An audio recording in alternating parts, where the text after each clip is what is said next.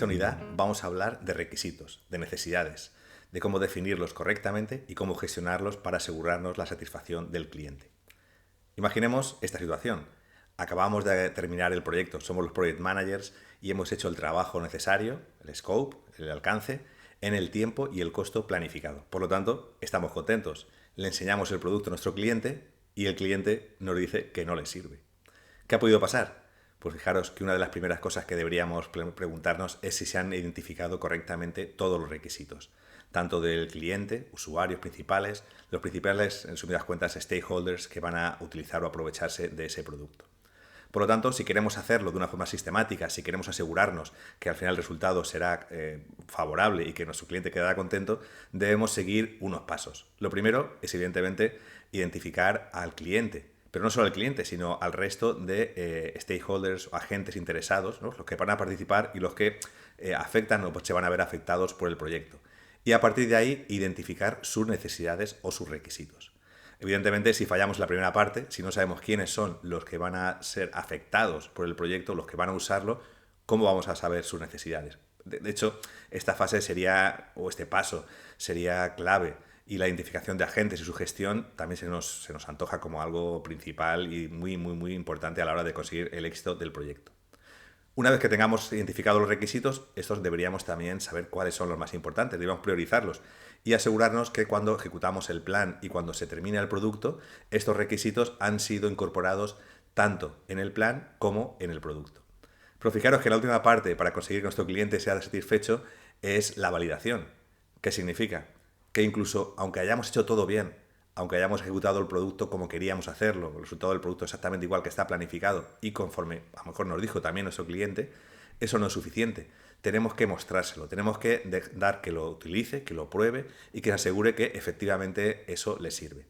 Si lo hacemos de golpe, lo haremos al final, nuestro riesgo quizá aumente. Lo más interesante es hacerlo cuanto antes, buscar su feedback o buscar su opinión cuando tengamos trozos del producto que se vaya generando, entregables, ¿no? Incrementos del producto. Y así, de una forma periódica, basada en periodos de tiempo, como podrían ser, por ejemplo, sprints o fases, como hayamos definido mejor nuestro proyecto, vayamos obteniendo la opinión del cliente y así nos vayamos asegurando que vamos a conseguir los objetivos, la satisfacción del mismo. La primera parte, el primer paso de identificados requisitos se basaba en los agentes, veremos ahora. Pero ¿cómo impacta esto en el resultado final? Lanzaba que mi opinión es que el impacto es muy grande, pero os voy a enseñar esta encuesta que también hablábamos de los primeros temas sobre las principales causas de fracaso de un proyecto. Y fijaros que en este caso la segunda es la inadecuada recopilación de requisitos. De ahí que si no los recopilamos bien, si no los identificamos correctamente, no los escribimos de una forma adecuada, tenemos muchas posibilidades de que al final no seamos capaces de ejecutar un producto o un servicio que satisfaga las necesidades de nuestro cliente. De ahí que, primero paso, vamos a pensar en qué cosas debemos hacer de una forma sistemática. Por lo primero, yo lo recomiendo que es identificar a los stakeholders. La definición, la lanzábamos, es cualquier organización, agente, persona que afecta o se puede ver afectada por el proyecto durante o después, cualquier persona. En realidad, un stakeholder es un concepto amplio, pero muy importante porque al final los productos se desarrollan para las personas, ¿no? Tenemos que saber cómo afectan incluso a esas personas. De hecho, la primera parte sería identificarlos, saber cuáles son. A veces no es tan evidente, sino que hay que hacer un esfuerzo de retrospección, de intentar identificar las agencias, los departamentos, pues cualquier, como decíamos, cualquier entidad que pueda verse afectada. Podemos utilizar técnicas imaginativas como brainstorming o algo similar, o incluso entrevistas, ir avanzando, pero debemos conseguir al final una lista de interesados, lo que sería un registro de interesados en el cual podamos poner la información relevante para cada uno de ellos y que además nos sirva para poder gestionarlos. De hecho, el siguiente paso sería analizar su posición en el proyecto. Esto no es algo ligero, digamos, sino que realmente tiene mucho peso en el resultado final del proyecto, porque debemos saber quiénes son los que de alguna forma, más influencia pueden tener en nuestro proyecto y en el resultado. Para ello podemos utilizar algunas técnicas como unas matrices. Esta es la matriz que utilizaba Paul Roberts, Project Manager americano, y en el cual valoraba el apoyo y el poder que puede tener los distintos interesados en el proyecto. Y detectaba los terroristas, ¿no? Que tienen mucho poder, poco apoyo. Imaginaros que no somos capaces de identificar ese tipo de agentes en nuestro proyecto, pues estamos en un alto riesgo, porque en realidad, aunque nosotros no lo hayamos detectado, sí que hay un grupo importante, un grupo que tiene un poder importante en afección a nuestro proyecto que está en contra. De hecho, deberíamos intentar localizar no solo los que están en contra, saben todos los que sean los importantes, lo que se llaman los key stakeholders, ¿no? Los agentes principales. Aquí, con esta otra matriz, teniendo en cuenta el interés y el poder, podemos también ir poniendo todos los agentes más o menos en cada uno de los cuadrantes. Esto nos va a ayudar a identificar efectivamente cuáles son los claves, en cuáles tenemos que focalizar nuestro esfuerzo. De ahí que pasará como todo cuando gestionamos el esfuerzo de un proyecto. No todo es igual, debemos saber qué es donde va a hacer o dónde vamos a tener un mayor impacto si dedicamos nuestros recursos y orientarlos hacia eso. De ahí que la priorización es clave. También nos va a servir para pensar qué queremos hacer con ese agente, porque podemos tener a alguien que sea en contra y queremos que sea neutro, o que sea neutro y se mantenga neutro, o que sea neutro y que sea positivo, o que se mantenga positivo. Sería el tercer paso. El tercer paso que tenemos que realizar es definir una estrategia para gestionar a esos stakeholders, dependiendo de dónde queramos llegar. Esa estrategia puede estar basada, básicamente, por ejemplo, en la comunicación, en ir informando los beneficios de nuestro proyecto, cómo va evolucionando el estatus. De hecho, si no se hace, también estamos poniendo al resultado en peligro. Porque cuando un agente que está afectado por un proyecto, por cualquier cosa, podríamos decir, no sabe lo que está pasando, piensa que hay incertidumbre, pues muchas veces va hacia pensamientos negativos, ¿no? Y eso puede crear bloqueo y crear una posición anti el proyecto. De que, si tenemos que pensar en estrategias, la primera es comunicar. Otra que podría ser integrar, ¿no? De hecho, es una estrategia también muy válida que consistiría en intentar, de alguna forma, hacer participar a los stakeholders, los más importantes, en el proyecto, de forma que lo puedan percibir como algo suyo y que perciban también claramente cuáles van a ser los beneficios que van a obtener para su empresa, personales, para su departamento, el esfuerzo del proyecto, y que además, al haber participado, se van a sentir más involucrados, ¿no? Sería como el engagement que hablan también los ingleses. Bueno, pues esa sería una cuestión. Debo comunicar el resultado de mi proyecto, integro a los agentes, de resumidas cuentas, para que para que sea más suave, que sea más fluido el trabajo de mi proyecto. La cuarta parte sería ya monitorearlo, ir observando cómo van desarrollándose, ir viendo si efectivamente las acciones que haya podido definir en mi estrategia van siendo positivas, efectivas, y efectivamente consigo mis objetivos, y además poder resolver cualquier crisis o problema o duda que puedan surgir a los stakeholders, ¿no? Abundamos que eso es importante siempre cuando surge cualquier cuestión, que ésta se resuelva rápidamente, ¿no? Rápidamente, y eso va a hacer que sea, digamos, menor el impacto que podamos tener. Así, esos serían los tres pasos. Si yo tengo que identificar los requisitos hablando en este tema, o debo decidir cuál va a ser el producto, cuál es el alcance que debo generar, lo primero partirá de ahí, de identificar a los stakeholders. Si lo hacemos mal, el siguiente paso de identificar los requisitos se nos puede quedar pobre o cojo, ¿no? Porque habrá algunos que no seamos capaces de hacer, y cuando tengamos el producto final, recordar que si no se han incorporado los requisitos, tengo mucho riesgo de que el producto no sea correcto, no sea capaz de satisfacer las necesidades. Y a partir de esos requisitos ya podré definir el alcance, entendido como qué es lo que hay que hacer, ¿no? Que las fronteras del proyecto, y también qué entregables se generarán y cómo deben ser esos entregables. Para identificar estos requisitos, clave, como decíamos también, al final para definir las características que va a tener mi producto, también podemos utilizar muchas técnicas similares, incluso a las que hemos podido nombrar cuando intentamos identificar a los stakeholders. Por ejemplo, ya porque tenemos los agentes, la entrevista podría ser una técnica muy interesante.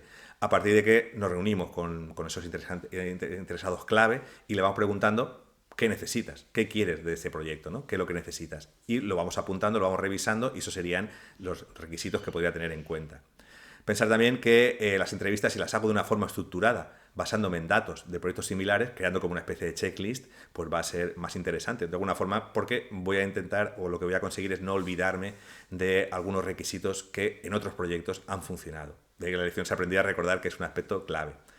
Más técnicas, target groups o grupos de interés, técnicas de creatividad como brainstorming, brainwriting, hacer encuestas cuando tenemos una población grande, hacer observaciones, ¿no? Imaginaos, por ejemplo, que tenemos que hacer un juguete para niños, pues sería muy interesante ver cómo se manejan los niños con ese juguete, ¿no? Pues la mano, si es pequeña o es grande, pues fijaros que solo observando cómo se va utilizando ese producto, pues me puede ayudar a identificar requisitos nuevos o a saber o a validar si efectivamente los que hemos definido son importantes para el producto. Otra técnica muy interesante, muy utilizada es la generación de prototipos, ¿no? Prototipos o modelos sencillos, más o menos sencillos, no funcionales incluso, de cómo será el producto final, o más sencillos, ¿no? De formas más simples. De forma que podamos también enseñárselo a los futuros, los potenciales usuarios y ver su respuesta. Y ver efectivamente si lo que estamos haciendo está alineado con los requisitos que quiere. Y igual de otra forma nos ayudará a identificar requisitos nuevos. Analizar documentación, utilizar técnicas, como por ejemplo la persona, que es intentar fomentar la empatía, ¿no? Ponernos en el lugar del otro. Y esta técnica también es muy interesante porque lo que busca es crear como un avatar, podríamos decir, ¿no? Un perfil lo más real posible del usuario potencial del producto. Y a partir de ahí ponernos en sus zapatos y dentro de ese marco identificar posibles requisitos, posibles necesidades. En sumidas cuentas, lo que quiero es eso, una lista de requisitos. Y además los requisitos, como decíamos, para que se puedan gestionar bien, tienen que estar bien descritos, bien descritos. Voy a enseñar una técnica, esa técnica que se llama de User Stories, historia de usuario, que está muy utilizada, sobre todo en marcos ágiles, aunque yo diría que en cualquier proyecto lo estamos utilizando y se puede hacer de una forma muy eficiente y realmente con buenos resultados. ¿Y qué es lo que buscamos? Pues definir el requisito en 3 pasos. El primero es definir, identificar el yo, o sea, cuál va a ser el rol en el proyecto, qué es lo que quiere, y fijaros la tercera parte, yo creo que es fundamental, para qué lo quiere. De hecho, la historia de usuario no es el fin, es un medio y un medio de comunicación. Es un medio de comunicación entre el que tiene la necesidad, que puede ser, pues lo que llamamos un usuario, y además lo debe hacer y se debe hacer en un lenguaje, pues como decíamos, muy business o muy de usuario, y la otra parte serían los que van a ejecutar el trabajo, los especialistas, que a partir de esa necesidad deben entenderla muy bien y van a crear algo que la satisfaga. Lo que estamos realmente también buscando aquí es esa interacción entre la parte de negocio y la parte de la ejecución. Y que esas dos partes se comuniquen al máximo, para que a partir de esa interactividad puedan identificar realmente cuál es el problema y puedan también buscar la mejor solución y puedan innovar sobre eso. De hecho, la historia de usuario no deben ser algo muy estricto. No puede decir, yo quiero que esto sea rojo, porque ahí el equipo tiene poco que hacer. Directamente tiene poco que innovar, tiene poco que desarrollar. Por lo tanto, estas historias de usuario, de una forma voluntaria, buscan que no sean muy específicas, y a que sirvan, como decíamos, de medio de arranque, como punto de partida, a partir de que luego se comuniquen estas dos grandes partes de un proyecto y se pueda generar una solución lo más innovadora, novedosa, la mejor posible. Bueno, podemos tener algunos ejemplos. Imaginaos este dice, como piloto de caza, como piloto de un avión de caza, lo que quiero es disponer de información actualizada sin tener que buscarla sobre la altitud para poder maniobrar directamente o para hacer una maniobra de evasión, por ejemplo. Bueno, sería un ejemplo. Otro más, imaginaros, de un producto. Como consumidor de leche, lo que quiero es poder abrir y cerrar un Tetabric para que no se pudra. Ves que, como os decía, no hace falta ser muy estricto, muy específico, ¿no? De hecho, no hay que ser específico, es mejor dejarlo abierto para poder luego desarrollar productos que se adapten lo mejor y que además no estemos tan predestinados, el equipo no esté predestinado a crear algo muy en concreto y que tengamos campo y acción para la innovación. Para asegurarnos que está bien definida, como decíamos, y de hecho es tan importante, también podemos seguir utilizando esta regla mnemotécnica, el INVEST, ¿no? ¿Qué significaría? Pues para cada historia de usuario vamos a hacer como un check de saber si cumple estas características. La primera, que sea independiente, para que podamos crear una a una, ¿no? que sea de una forma aislada. Negociable, totalmente alineado con lo que os acabo de decir, que permita la adaptación al entendimiento. Una vez que se entienda mejor la necesidad, pues a partir de ahí que el equipo pueda innovar. Valiosa, que aporte valor, evidentemente, que se pueda estimar, porque si recordáis la lección anterior, cuando hablábamos, por ejemplo, lanzábamos un poquito lo que era el marco de Scrum, os comentaba que el equipo tiene que saber su capacidad, tiene que saber cuánto trabajo es capaz de hacer, por ejemplo, en un sprint. De ahí que una de las razones de que sea estimable es que tiene que saber si es capaz de hacer o cuántas historias de usuario son capaces de hacer en un periodo de tiempo. Tiene que ser pequeña para ayudar a la gestión y tenemos que ser testable, tenemos que asegurarnos de alguna forma comprobar que se pueda demostrar que se cumple ese requisito o esa necesidad. De hecho, Os pongo aquí algunos ejemplos de cosas que podéis encontrar en el mercado, como fichas, como veis aquí, como esta, en la que aparece todo esto que os acabo de decir, de la descripción, el valor, el tamaño, la estimación, el invest, todo eso. Y además, fijaos, aparece algo también muy importante que yo os remarco, y yo creo que debéis tener en cuenta cuando se define digamos, un requisito, que es el criterio de aceptación. Criterio de aceptación. ¿Cómo voy a demostrar que ese producto o esa característica se ha implementado correctamente? Va a ayudar, fijaros, va a ayudar mucho a que el equipo entienda de qué estamos hablando, cuál es el trabajo que hay que realizar y luego a que sea aceptable por el cliente, que le ayude aceptable. Imaginaros que podemos un requisito que puede ser: yo como nadador quiero tener una piscina en mi casa para poder nadar todos los días. Claro, pero debería definir qué significa una piscina, o incluso puede decir una piscina grande para nadar en mi casa. ¿Qué significa una piscina grande? Para algunas personas puede significar una cosa, para otros otra. El equipo debe entender de qué estamos hablando. Por lo tanto, podríamos crear criterios de aceptación que pueden ser, pues, más o menos específicos dependiendo de la necesidad y dependiendo del producto. De hecho, esta gestión de requisitos la podemos hacer de una forma sencilla. Imaginaos, porque cada requisito incluso podría ser un POSIT, ¿no? Un POSIT, como iremos viendo más adelante, en el cual pongamos la información relevante. O podemos utilizar este producto que se llama matriz de trazabilidad de requisitos, en los cuales vamos incluyendo toda la información del requisito, pues la fuente, incluso asignar un responsable que vaya actualizando y vaya analizando el desempeño y el desarrollo, la implantación de ese requisito en el producto. Podemos incluir las fechas clave, versiones ha cambiado, categorizarla, poner el estatus, ¿no? Como veis ahí, si están activos, pendientes, tener información sobre eso, y la prioridad. De hecho, la prioridad, como decía, es también un aspecto crucial.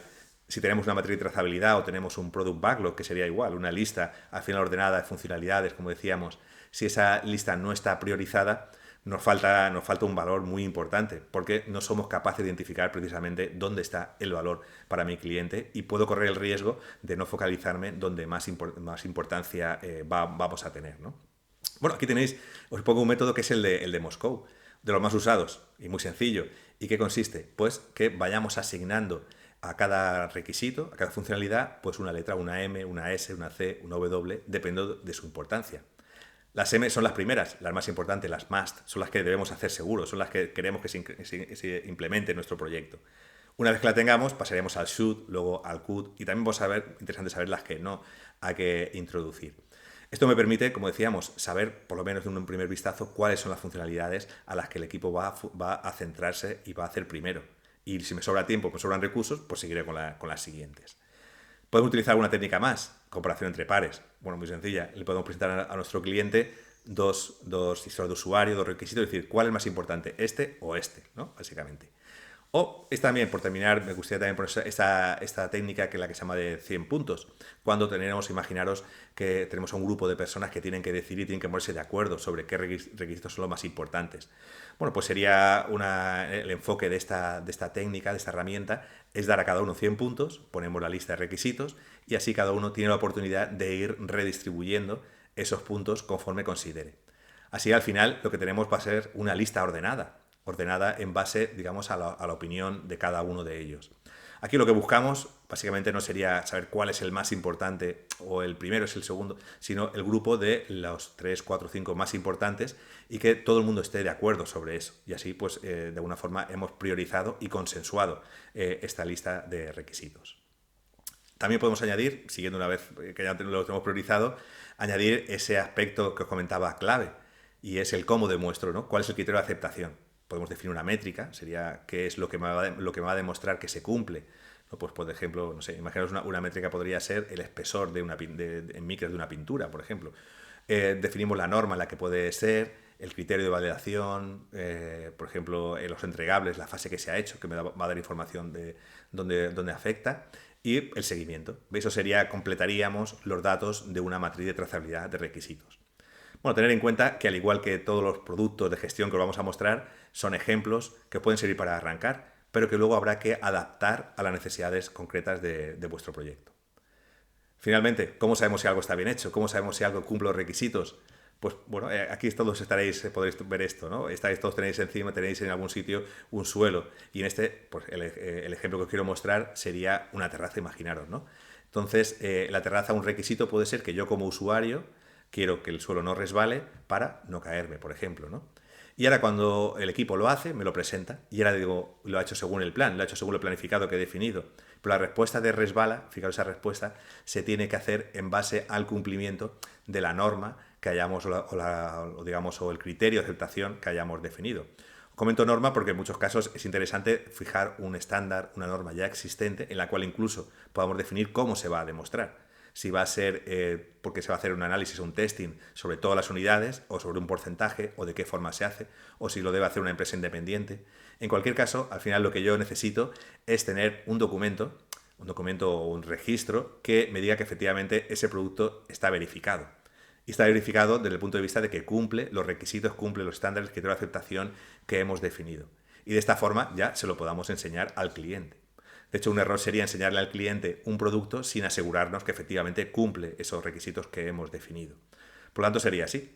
¿Algún otro ejemplo? Por ejemplo, imaginaros con los coches, ¿no? Estamos pintando la carrocería de un coche, podemos hacer muchos ensayos, pero hay muchas empresas, o sea, muchas casas de fabricantes, que hasta que, sobre todo las de lujo, efectivamente lo podéis ver más así, que hasta que no haya un inspector específico que analiza centímetro a centímetro, digamos, toda la carrocería, toda la pintura, no le pone un sello, una pegatina y la firma, ese producto, en el caso de la pintura de la carrocería, no pasa al siguiente estándar, no se puede enseñar al cliente.